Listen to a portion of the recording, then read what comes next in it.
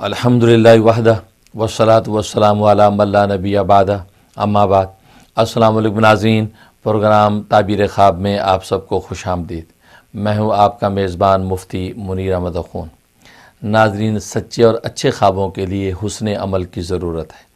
آج ہم جس حسن عمل پر گفتگو کریں گے وہ ہے کسب حلال کمانا۔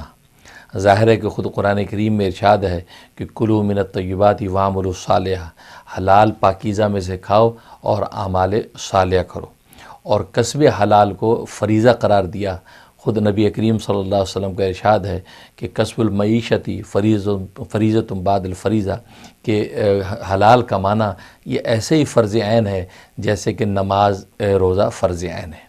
تو گویا کہ پاکیزہ اور حلال کمائی سے انسان کی روحانی اعمال کے اندر ایک نور اور قوت پیدا ہوتی ہے، کیونکہ انسان کو اللہ تبارک و تعالیٰ نے جسم اور روح دو چیزوں سے مرکب پیدا کیا ہے۔ ظاہر ہے کہ انسان کی جسم کی بقا کے لیے اللہ تبارک و تعالیٰ نے مادی نعمتیں پیدا کی ہیں، اور روح کی بقا کے لیے روحانی عبادتوں کا حکم دیا ہے۔ چنانچہ انسان اپنی اس جسم کی بقا کے لیے مادی نعمتوں کو حصول کسب معاش کے ذریعے سے کرتا ہے۔ انسان کماتا ہے، تجارت کرتا ہے، ملازمت کرتا ہے، حلال طریقے سے جب روزی کماتا ہے تو انسان اپنے جسم کی بقا کا سامان کرتا ہے، اور اس کو فرض قرار دیا اور اس کو بڑی اہمیت دی۔ خود صحیح بخاری کی حدیث ہے کہ نبی کریم صلی اللہ علیہ وسلم نے ایک صحابی کو حکم دیا کہ اِنَّ لِنَفْسِكَ عَلَيْكَ حَقًّا، کہ تمہاری اس نفس کا تم پر، جان کا تم پر حق ہے۔ اِنَّ لِجَسَدِكَ عَلَيْكَ حَقًّا، تمہارے جسم کا تم پر حق ہے۔ اس لیے کہ ان کے بارے میں ان کے والد ماجد نے حضور صلی اللہ علیہ وسلم سے شکایت کی تھی کہ یہ ساری رات مصلی پہ کھڑا نمازیں پڑھتا رہتا ہے، دن میں روزہ رکھتا ہے، اور یہ گوشت نہیں کھاتا۔ تو نبی پاک صلی اللہ علیہ وسلم نے ان صحابی کو بلایا اور پوچھا کہ تمہاری ایسی ایسی شکایت پہنچی ہے کہ کیا تم ساری رات مصلی پہ کھڑے رہتے ہو؟ کہا جی ہاں۔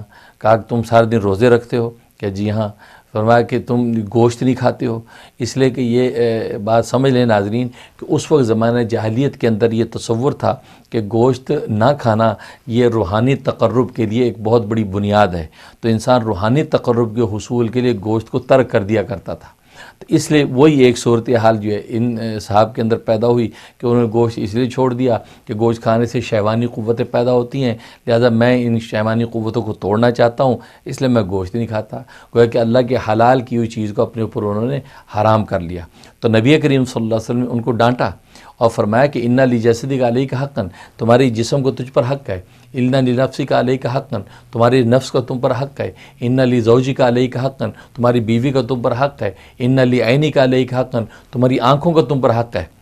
اور فرمایا کہ اگر تم اسی طرح ساری رات تم عبادت کرو گے اور سو گے نہیں تو تمہاری آنکھیں اندر گڑ جائیں گی۔ اور فرمایا کہ تم اس طرح کثرت سے روزے رکھو گے تو تمہارا جسم جو ہے وہ ہڈیوں کا ڈھانچہ بن جائے گا۔ فرمایا کہ یہ تمہارے جسم و جان کا حق ہے، اس کا بھی حق تمہیں پورا کرنا ہے۔ اور فرمایا کہ تم رات کے 3 حصے کرو، ایک حصے کے اندر تم اس جسم جان کو آرام پہنچاؤ، دوسرے حصے میں فرمایا کہ تم جو ہے نا وہ اللہ کی عبادت کے اندر مشغول ہو، اور ایک حصے کے اندر تم اپنے بیوی کے حق کو پورا کرو۔ تو گویا کہ 3 حصے کرو۔ اور فرمایا کہ روزہ جیسے میں رکھتا ہوں، کبھی روزہ رکھتا ہوں، کبھی افطار کرتا ہوں، اسی طریقے سے تم کرو۔ اور فرمایا کہ گوشت کو اس تقرب الہی کی نیت سے ترک کرنا، فرمایا کہ اس کی اجازت نہیں ہے، یہ اللہ کے حلال کی ہوئی چیز کو حرام کرنا ہے۔ تو دیکھیے صحیح بخاری کی حدیث میں نبی کریم صلی اللہ علیہ وسلم نے اس صحابی کی رہنمائی فرمائی کہ اس جسم و جان کا بھی حق ہے۔ اس جسم و جان ہی کے لیے کہ بقا کے لیے انسان کسب معاش کرتا ہے، اور کسب معاش کے اندر پابندی لگا دی کہ کسب حلال ہونا چاہیے۔ پاکیزہ اور حلال جب انسان کے بدن کے اندر ہوگا تو انسان کا یہ بدن جب اللہ کی عبادت کرے گا تو اللہ کی عبادت کا حقیقی نور اس کو عطا ہوگا۔ اور ظاہر ہے کہ وہ تقوی کے بغیر ممکن نہیں ہے۔ جب انسان کے اندر تقوی ہوگا کہ اللہ تبارک و تعالیٰ سے محبت کے شوق میں یا اس کے عذاب کے خوف میں انسان گناہوں سے اپنے آپ کو بچائے، تو اسی کو تقوی کہتے ہیں۔ امام غزالی رحمہ اللہ تعالیٰ فرماتے ہیں کہ تقوی کے 4 درجے ہیں۔ پہلا درجہ تو تقوی کا یہ ہے کہ جو عام مومنین کا تقوی ہے، کہ جو علماء نے جس چیز سے منع کر دیا یا فتوی گرو سے جس چیز کو جائز کر دیا، شریعت نے جس کی اجازت دے دی تو اس کو اختیار کر لیتے ہیں، یہ عام مومن کا تقوی ہے۔ دوسرا فرمایا صلح کا تقوی۔ صلح کا تقوی یہ کہ مشتبہ چیزوں سے بھی بچتے ہیں، جس میں کسی قسم کا تھوڑا سا شبہ پیدا ہوگا اس کو بھی ترک کر دیا۔ حدیث میں نبی پاک فرماتے ہیں کہ جس چیز میں شبہ پڑ جائے ان مشتبہ چیزوں کو بھی چھوڑ دو، اور بالکل پیور اور واضح جو حلال ہے اس کو اختیار کرو۔ اور تیسرا فرمایا کہ اتقیاء کا تقوی، اتقیاء کا تقوی یہ ہے کہ وہ بعض حلال چیزوں کو حرام کے اندیشے سے چھوڑ دیتے ہیں، اس خطرے سے وہ جائز چیز کو چھوڑ دیتے ہیں کہ اس جائز کو اختیار کرنے کے نتیجے میں کہیں کسی ناجائز کے اندر ہم مبتلا نہ ہو جائیں، تو یہ اتقیاء کا تقوی ہے۔ اور اسی طریقے سے چوتھا درجہ صدیقین کا تقوی ہے، یہ سب سے اعلیٰ مقام ہے، اور وہ تقوی یہ کہ ان کو وہ مقام تقوی حاصل ہوتا ہے کہ وہ غیر اللہ کا کسی قسم کا تصور ان کے پاس سے گزر ہی نہیں سکتا، وہ اتنی باریک بینی سے کسی چیز کو اختیار کرتے ہیں کہ اللہ تبارک و تعالیٰ کے غیر کا تصور ہی نہیں آتا۔ چنانچہ حضرت ذوالنون مصری رحمہ اللہ تعالیٰ کے بارے میں لکھا ہے، اور ان کو بہت بلند مقام اللہ تبارک و تعالیٰ نے عطا کیا تھا۔ ایک مرتبہ ایک شخص ان کے پاس گیا اور ان سے عرض کیا کہ حضرت اگر آپ کو یہ پتہ چلے کہ آج آپ کی زندگی کا آخری دن ہے تو آپ کون کون سے نیک اعمال کریں گے؟ تو حضرت فرمایا کہ میں وہی کروں گا جو شب و روز کرتا ہوں، جو عام میری روٹین ہے۔ اس لیے کہ شخص کا ارادہ یہ تھا کہ وقت کے بڑے بڑے محدثین اور صلحاء کے پاس جاؤں اور ان سے یہ سوال کروں، تو ظاہر ہے کہ یہ صلحاء جو خاص اعمال بتائیں گے ان کو میں اپنی زندگی کا لاہ عمل بناؤں۔ تو مختلف محدثین نے مختلف جوابات دیے کہ میں یہ کروں گا یہ کروں گا۔ حضرت کے پاس جب آیا، حضرت فرمایا کہ وہی کروں گا جو روٹین میں کرتا ہوں۔ تو بڑا حیران ہو کہ حضرت آخری دن ہے آپ کی زندگی کا، تو آپ کو خاص عمل نہیں کریں گے، کوئی ایسا لگا بندہ عمل نہیں کریں گے؟ تو اس پر حضرت فرمایا کہ میں زندگی کے ہر دن کو آخری سمجھ کے ہی کرتا ہوں، میں نے پہلے سے اپنی زندگی کا ایسا ضابطہ بنا رکھا ہے کہ یہ سمجھ تو آج زندگی کا آخری دن ہے، لہٰذا اب کوئی مزید گنجائش ہی نہیں ہے کہ میں کوئی اور عمل اس کے اندر ایڈ کر سکوں۔ یہ اتنا اونچا مقام حضرت ذوالنون مصری کا ہے۔ ان کے بارے میں لکھا ہے، امام غزالی فرماتے ہیں کہ ایک موقع پہ یہ جیل کے اندر قید کر دیے گئے، تو کسی نیک بخت خاتون کو پتہ چلا، اس نیک بخت خاتون نے کھانا تیار کر کے حضرت کو جیل میں بھیجا۔ تو جیل کا جو داروغہ تھا، سپرنٹینڈنٹ جیل، تو وہ کھانا جو لے کر آیا اور حضرت کو پیش کیا۔ حضرت نے کھانے کو لیا اور اس کو واپس کر دیا، کہا کہ اس خاتون کو واپس کر دو اور اس کا شکریہ کر لو۔ کھانا واپس کر دیا گیا تو خاتون بڑی حیران ہوئی، اس نے عرض کیا کہ حضرت یہ کھانا بہت پاکیزہ اور حلال طریقے سے میں نے پکایا ہے اور میں بڑی احتیاط سے آپ کی خدمت میں بھیجا ہے، تو آپ نے اس کو قبول نہیں کیا۔ اب یہ تقویٰ صدیقین کا تقویٰ ناظرین۔ تو حضرت ذوالنون مصری نے فرمایا کہ اصل میں کھانا تو پاکیزہ حلال تو نے پکایا، لیکن جو ہاتھ لے کر آئے وہ ظالم کے ہاتھ تھے، وہ داروغہ وہ ظالم کے ہاتھ تھے، تو ظالم کے ہاتھ چونکہ اس برتن پہ لگ گئے ہیں، لہذا اتنی تلویث اس کھانے کے ساتھ شامل ہو گئی، لہذا میرے تقوی اجازت نہیں دیتا کہ میں اب اس کھانے کو کھاؤں۔ یہ ہے صدیقین کا تقوی کہ وہ اتنی سی بھی تلویث جو ہے وہ کسی ناجائز کی برداشت نہیں کرتے۔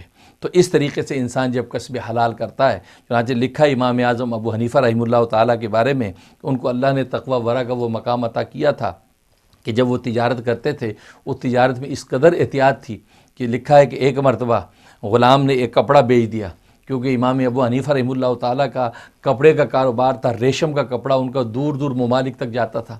تو ایک مرتبہ ایک تھان جو عیب والا تھا، تو غلام نے جو ہوشیاری سے ذرا مہنگا بیچ دیا، تو حضرت فرمایا کہ بھئی یہ تم نے مہنگا بیچ دیا، یہ تو اس کے اندر تو عیب تھا۔ کہا کہ حضرت بس میں نے جو ایسا سودا کیا کہ وہ بک گیا اچھے داموں۔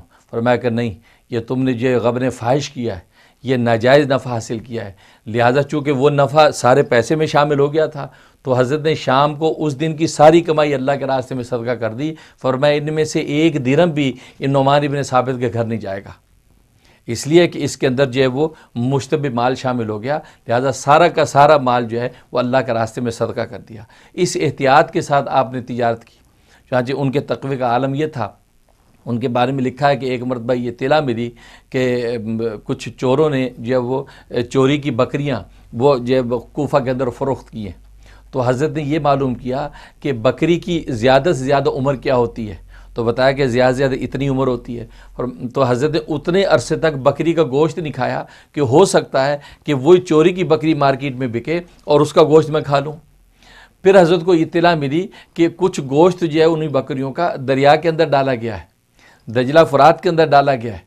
تو حضرت نے مچھلی کی عمر معلوم کی کہ مچھلی کی زیادہ سے زیادہ عمر کتنی ہے، تاکہ اتنے عرصے تک مچھلی نہ کھاؤں، کہیں ایسا نہ ہو کہ وہ بکریوں کا گوشت جو مچھلی نے کھایا ہو اور وہ مچھلی میں کھا لوں۔ تو دیکھیے ناظرین، یہ وہ تقوی کا مقام ہے. حالانکہ فتوے کی روح سے اس کی اجازت ہے، لیکن تقوی ورا کا اس قدر مقام بلند.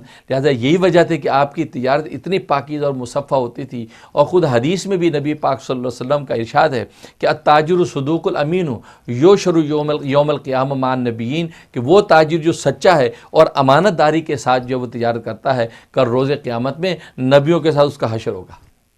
اس لیے ناظرین، کسب حلال کی پاکیزگی بہت بڑی چیز ہے، اور اللہ سے دعا ہے کہ اللہ تبارک و تعالی کسب حلال کی پاکیزگی عطا کریں، جس کی برکت سے انسان کو عبادات کا بھی نور اللہ تعالیٰ نوازتے ہیں. اور جب عبادات کا نور ملے گا، قلب مصفہ اور مزکہ ہوگا، پھر اس پر جو ہے مضامین غیب جب حالت نوم میں اتریں گے تو سچے اور نورانی خواب آئیں گے. اللہ تعالیٰ سے دعا ہے کہ اللہ تبارک و تعالیٰ ایسی کیفیت اور شان عطا فرما دیں. آمین یا رب العالمین.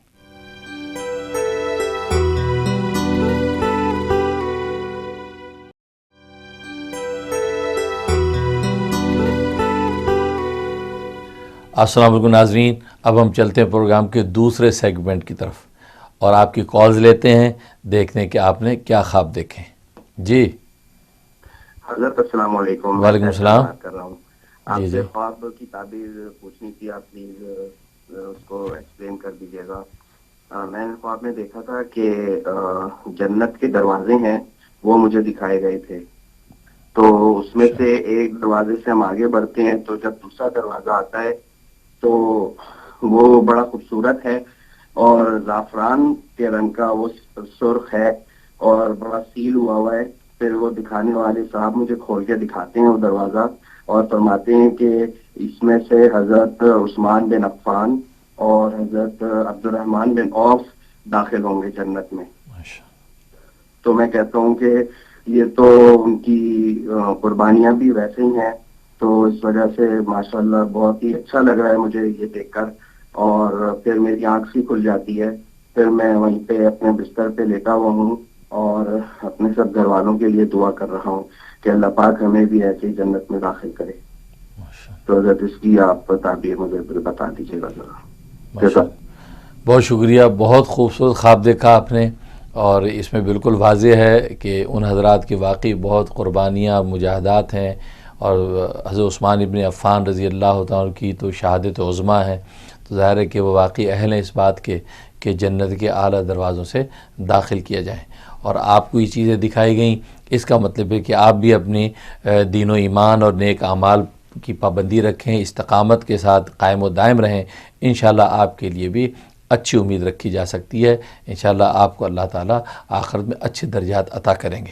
میں بھی دل سے دعا کرتا ہوں، اور اللہ سے دعا ہے کہ اللہ پوری امت مسلمہ کو جنت میں داخل ہونے والا بنا دے. جی نیکسٹ. السلام علیکم مفتی صاحب. وعلیکم السلام. میں پاکستان سے بات کر رہی ہوں.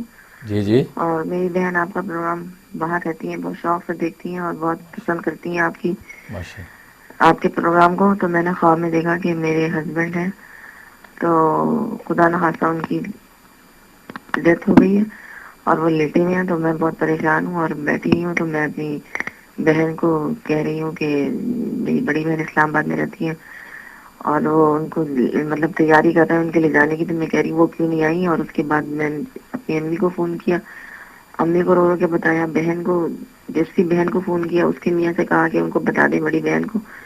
اور اس کے بعد پھر میں آئی ہوں تو سب لوگ آئے ہوئے ہیں، میں دیکھ رہی ہوں ان کو لے گئے. جب لا کے لٹایا تدفین کے لیے تو میرے ابو جن کی بہت پہلے ڈیتھ ہو چکی ہے 15-16 سال پہلے، تو وہ بھی لیٹے ہوئے ہیں اور ان کے ساتھ وہ بھی لیٹے ہوئے ہیں. اور وہ بہت دبلے سے لگ رہے ہیں، مطلب تھوڑی بالکل جیسے کمزور سا کوئی بندہ لیٹا ہوتا ہے، اس طرح میں نے خواب میں دیکھا.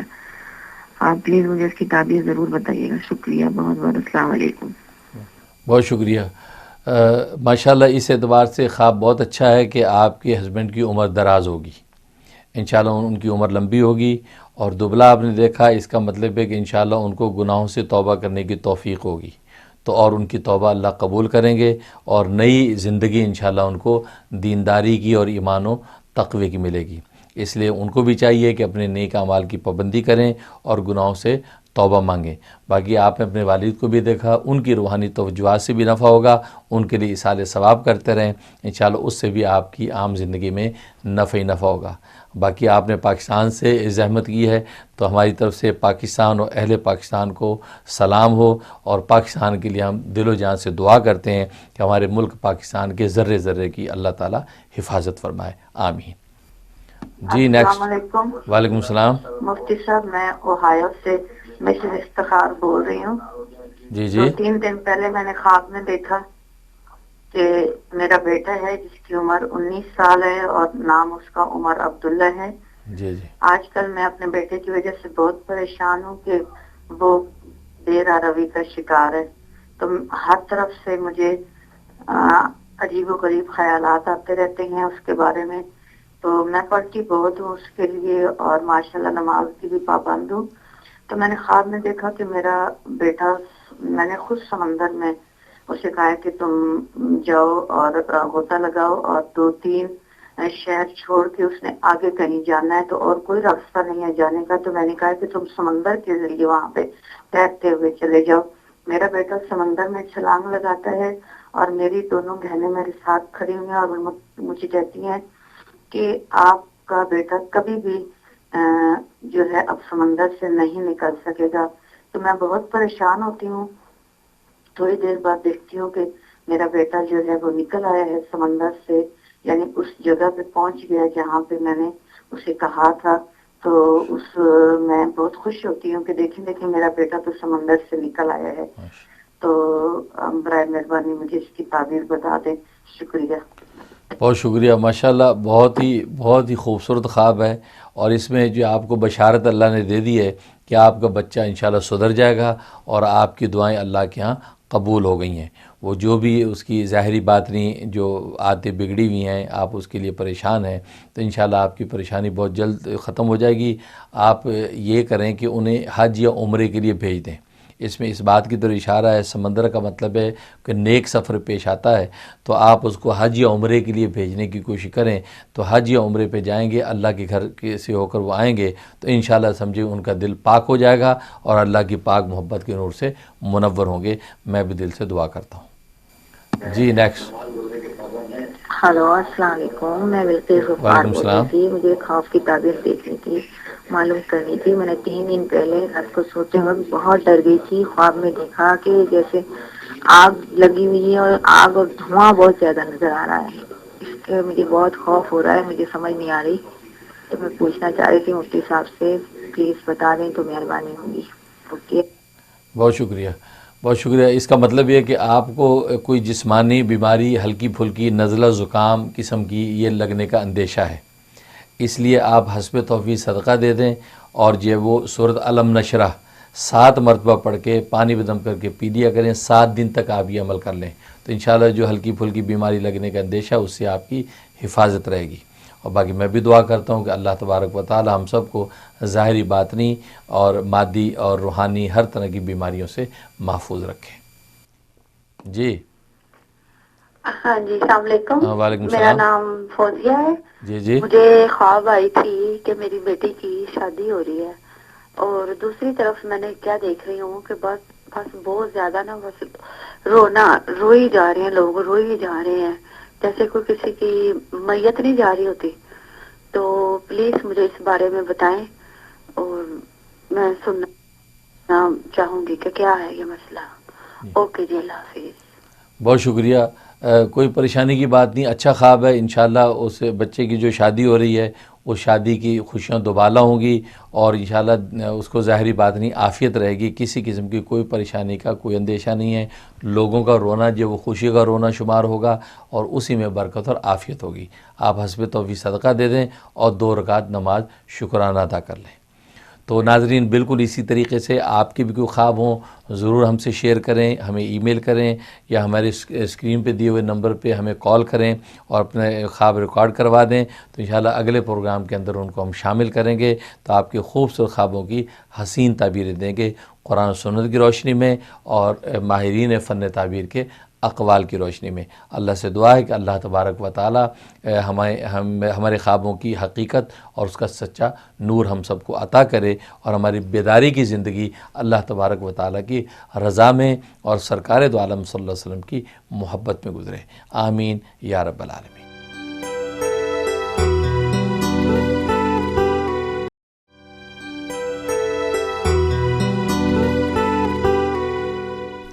السلام علیکم ناظرین، اب ہم چلتے ہیں پروگرام کے تیسرے سیگمنٹ کی طرف اور تاریخ کے جھروکوں میں سے کوئی دلچسپ خواب آپ سے بیان کرتے ہیں۔ آج ہم خواب بیان کرتے ہیں کہ حضرت مولانا یعقوب گنگوئی رحمہ اللہ تعالی جو دارالعلوم دیوبند کے پہلے استادوں میں سے ہے اور حضرت حکیم الامت مجدد ملت مولانا اشرف علی تھانوی رحمہ اللہ تعالی جیسی شخصیات کے استاذ محترم ہیں، ان کے پاس ایک شخص آیا اور کہا کہ میں نے خواب دیکھا کہ کچھ بطخیں اڑتی ہوئی آئی ہیں اور میرے گھر کے منڈیر پر بیٹھ گئی ہیں۔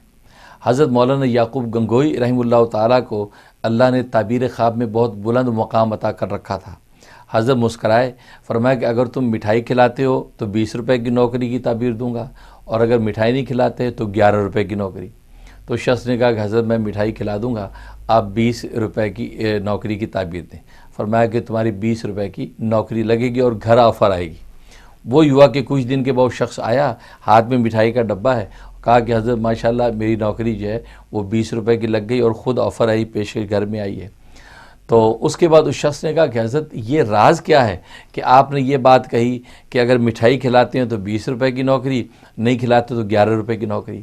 تو حضرت مسکرائے، حضرت فرمایا کہ اصل میں فن تعبیر بڑی باریک بینی کے ساتھ دیکھنا پڑتا ہے، کیونکہ اس سے موسموں کی تبدیلی سے تعبیر بدل جاتی ہے، پھر یہ کہ علم العادات کے تعین سے تعبیر بدل جاتی ہے، اور آپ جانتے ہیں کہ ناظرین 12 علوم پر جب تک انسان حاوی نہ ہو اور پھر اللہ کی طرف سے خاص ملکہ روحانی عطا نہ کیا جائے تو تعبیر خواب دینا آسان نہیں ہے۔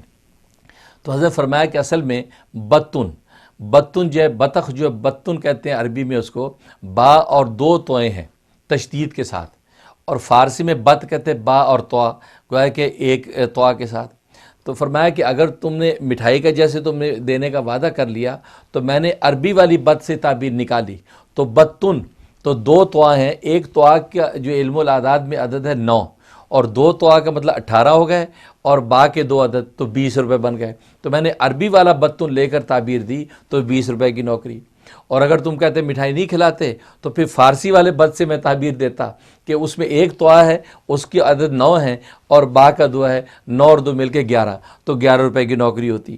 تو اس طریقے سے علم العادات میں بھی معبر کا یہ منشا ہوتا ہے کہ وہ تعین کر سکتا ہے کہ وہ عربی والا بطن لے یا فارسی والا بطن لے۔ تو ناظرین دیکھا کتنی باریک بینی کے ساتھ اس تعبیر کو دیکھنا پڑتا ہے۔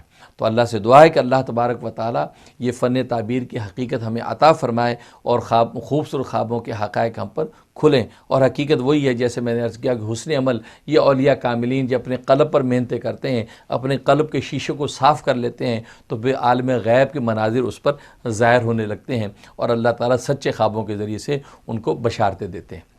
تو آپ کی بھی اگر کوئی خواب ہوں تو آپ ضرور ہم سے شیئر کریں، ای میل کریں، اور جو ہے وہ اسکرین پہ دیے ہوئے فون نمبر پہ کال کریں، ریکارڈ کروا دیں، تو اگلے پروگرام کے اندر ہم آپ کے خوابوں کو شامل کریں گے اور آپ کے خوابوں کی خوبصورت تعبیریں دیں گے۔ اللہ سے دعا ہے کہ اللہ تبارک و تعالیٰ اس کا پورا ہمیں نفع عطا فرمائے۔ آمین یا رب العالمین۔